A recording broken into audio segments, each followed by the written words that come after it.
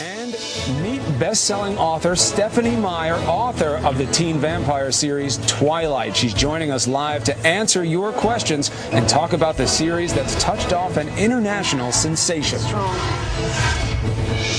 Robin is away, as you know. Chris Cuomo, Diane Sawyer here. And coming up, Stephenie Meyer is here in the screams. The Twilight Saga. Ring a bell? Ring a bell? Twilight Saga? There it is. Very big deal. The new book, potentially the last book coming out. We have details. We have the author. Big, big things. And when her fans assemble, they assemble by the thousands to hear her speak. But you'll hear her at home this morning. Also, we've been 1 minute past the hour, and coming up, they are squealing downstairs for Stephenie Meyer, and we'll have a chance to see her.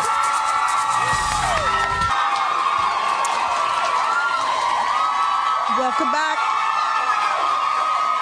Big crowd here this morning. Big raucous crowd this morning. I want to tell everybody at home, you know, Robin is off, but she's got a great reason. She was in San Francisco accepting the WNBA's 2008 Inspiration Award, and the honor goes to an individual who inspires others through her commitment and dedication to work, family, and community. We congratulate her, and we're so happy everybody else knows what we know about Robin. Richly deserved. Go get him, Rob. Look at her making her comments. That's the part you know she liked the least. Yeah, I'm she doesn't want to talk about I'm herself. sure. But coming up as well, what you're hearing over here. The Sam Champion Fan Club Atlanta chapter. No. You know we have Stephenie Meyer here this morning. There she is, the Twilight Saga. 10 million copies have been sold. The movie's coming out. This is the 4th installation of the book. It's a big deal, and we're going to have Stephenie here to answer your questions this morning that you sent us online. And our own Dr. Tim Johnson's going to be here because he's found someone who is truly making a heroic difference in the world. There you go, Chris. I heard whispering over there, and I didn't like it. Thank you, Sam. All right, you all know Stephenie Meyer is here, so let me give you something that you want to see right off at the top. We have a little bit of a snippet, a little bit of a look at the movie Twilight. And strong. Your skin is pale white and ice cold. Are you afraid? Are you afraid? I'm afraid of losing you. I'm not the most dangerous thing out there. I want to hear the dialogue. They're saying, talk, talk. I want to hear the dialogue. I want to see the clip of the movie, just like everybody else. This is great. The movie's finally coming out. We have the last installment of the book, maybe. Book coming out after. There's a lot of intrigue. There's a lot to cover. Stephenie Meyer is here. A great, great pleasure to have you. Well, thank you so much. I am not going to ask you the question that everybody asks you, and here is why. 10 million copies sold, a movie that has clips being shared by thousands all over the internet, an online compatible community there, such intense interest, why should you be compared to anybody else? Harry Potter be gone, I say. There's no reason to ask you about it.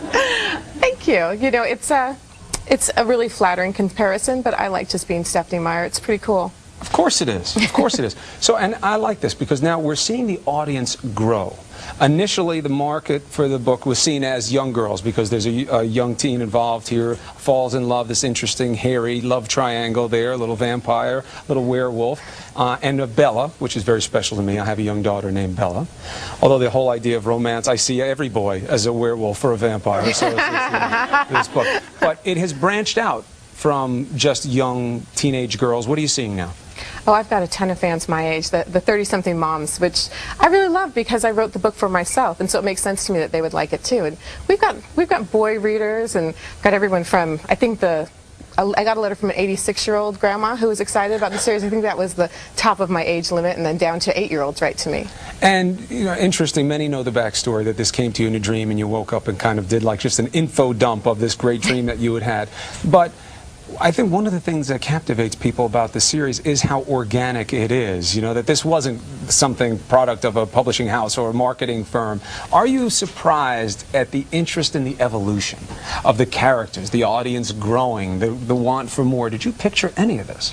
Oh no, I didn't picture anything like this. It's really exciting that they care so much about the characters too, because that's how I feel when I'm writing it. I want to know what happens next. I want to see how it develops and what they say to each other, and to have other people feel the same way. It's so gratifying. Now, how do you get the inspiration for vampire, werewolf, human interactivity from everyday life? Do you have to put yourself in a certain place? Do you have to like try to be different to think of those types of thoughts?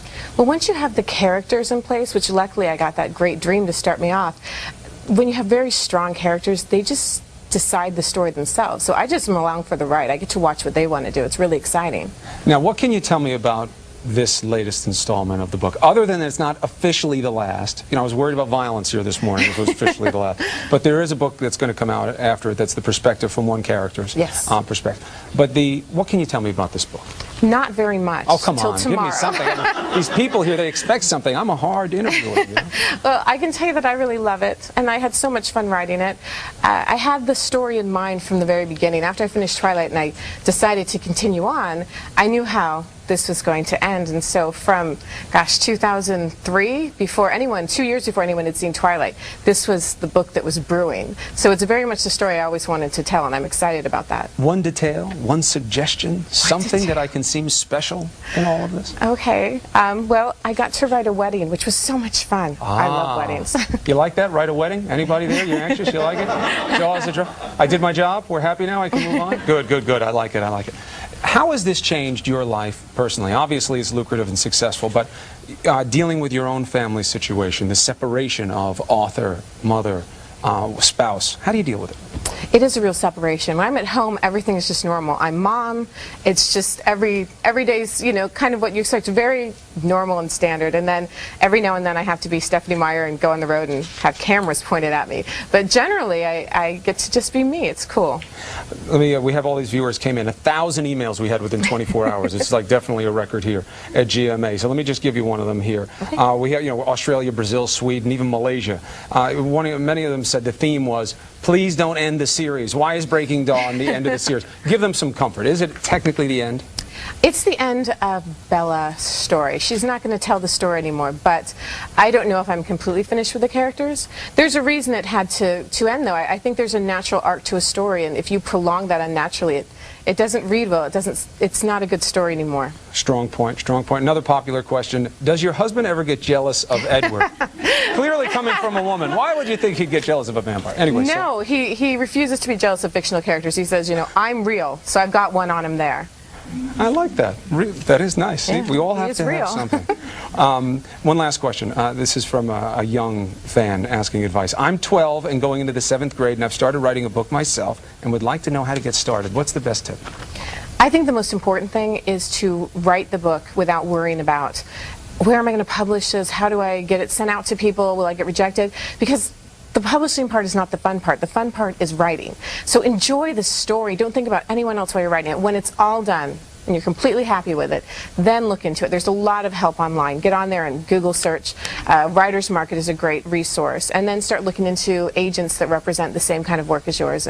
But really, I think the most important thing is just to enjoy the writing. Write like there's no one else that's ever going to read it, and you're the only reader that matters. That's tough for you to do. You know, I can still do it. That's how I write. I have to forget the whole world when I do it. Beautiful. Stephenie Meyer, congratulations on the success. Thank you for joining us. And I want you to tell me one more thing about the book after. After the cameras are And then they'll all know I know, so they'll watch every day to see if I tell it. Thank you so much. All of you can go to abcnews.com to check out the trailer from the movie Twilight. And you can head to the site on Saturday morning to get an exclusive excerpt of Meyer's new book. Hopefully I'll have it before any of you.